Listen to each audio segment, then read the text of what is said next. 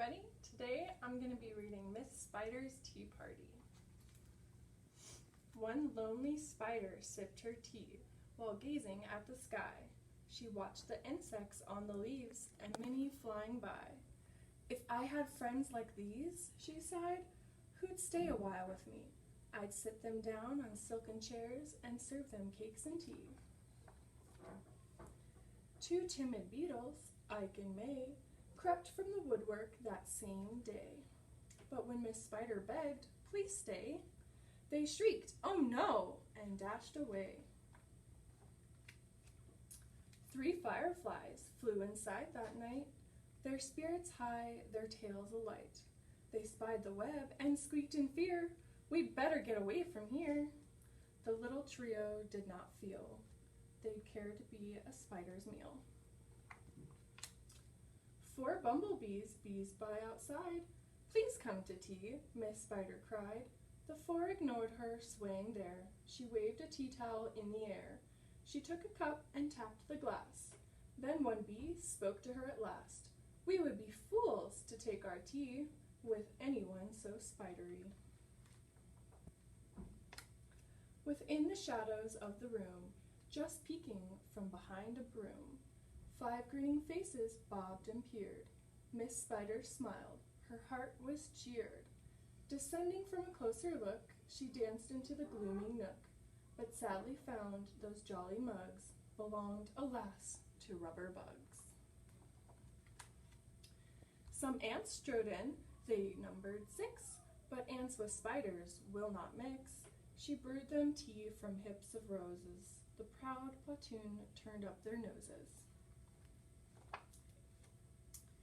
A fine banquet concealed its prize of 7 dainty butterflies. Miss Spider, watching from the wall, was not aware of them at all. The tea table was set for 8 with saucers, cups, and silver plate. The cakes were fresh, the service gleamed, yet no one would arrive, it seemed.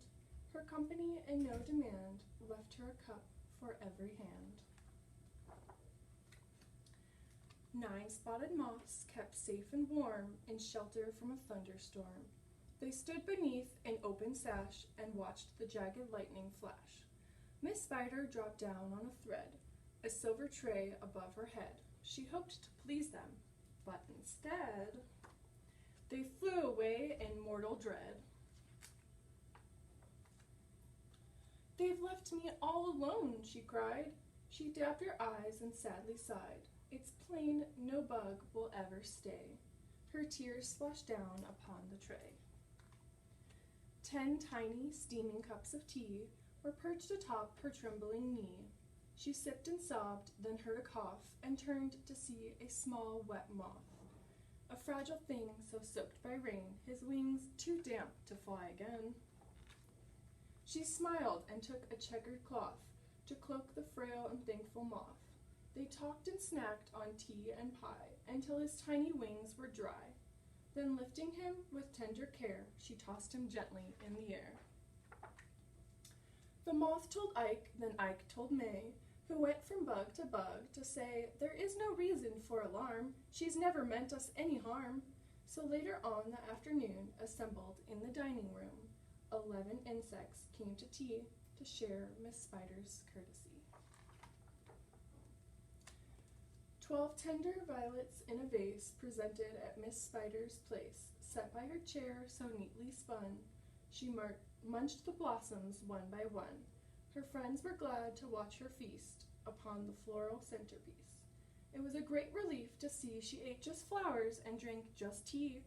Miss Spider's reputation grew. Before too long, her hostess knew each bug who crawled or hoped to flew,